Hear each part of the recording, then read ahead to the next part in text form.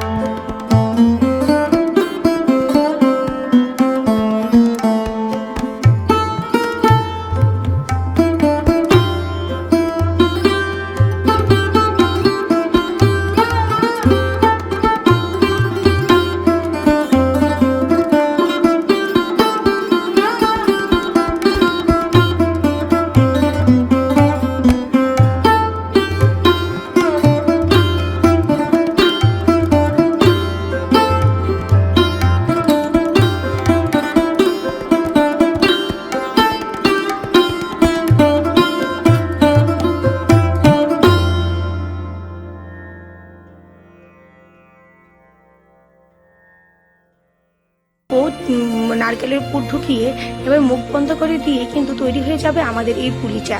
পুলিটা কিন্তু একদমই আলতো হাতে কিন্তু আমাদের করতে হবে, নাহলে কিন্তু পুলিগুলো ফেটে যাবে। এবার পুলি তৈরি হয়ে যাওয়ার পর আমি কড়াইটাকে কিন্তু আবারও গরমে বসিয়ে দিয়েছিলাম, এর মধ্যে দিয়ে দিয়েছি গরম জল। এবার তৈরি করব কিন্তু দুধের ক্ষীরটাকে। ক্ষীর তৈরি করতে লাগছে আমাদের এর জল গরম হয়ে যাওয়ার পর এর মধ্যে দিয়ে দিচ্ছি আমি 3-4টে তেজপাতা। আর তেজপাতা দিয়েছি কারণ স্মেলের জন্য, স্মেলটা খুব সুন্দর আসে।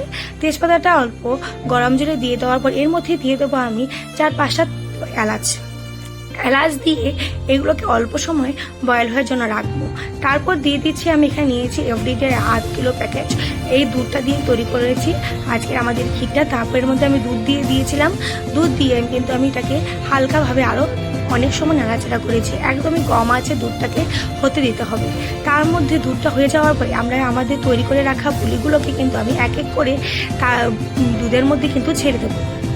দেখুন দুধের মধ্যে কিন্তু পুলিগুলোকে কিন্তু ছেড়ে দিয়েছি। আর এই পুলিটা তৈরি করতে 20-25 মিনিট লাগে, কারণ পুলিগুলোও কিন্তু দুধের মধ্যেই কিন্তু সেদ্ধ হবে। আর অবশ্যই খেয়াল রাখবেন পুলিগুলোকে কিন্তু বেশি জোরে নাড়াচাড়া করবেন না, হালকা হালকা হাতে নাড়াচাড়া করতে হবে। দেখুন আমার কিন্তু পুলিটা একদমই বয়েল হয়ে গেছে। আর আমি এটাকে কিন্তু একদমই নাড়াচাড়া করতে সময় করিনি, হয়ে যাওয়ার জন্য অনেক সময় রেখেছিলাম। এবার এটাকে একদম আমি আলতো হাতে কিন্তু নাড়াচাড়া করে দিচ্ছি। যদি বেশি জোরে নাড়াচাড়া করি তাহলে কিন্তু এগুলো ফেটে যাবে। আর এইভাবে বানালে কিন্তু পুলিগুলোকে দুধে দিলেও ভাঙবে না। দেখুন আমার কিন্তু একটা পুলিও কিন্তু ভাঙেনি। দেখুন একদমই তৈরি আমার এই দুধ পুলির রেসিপিটা। দেখতে কিন্তু অনেকটাই সুন্দর হয়েছে।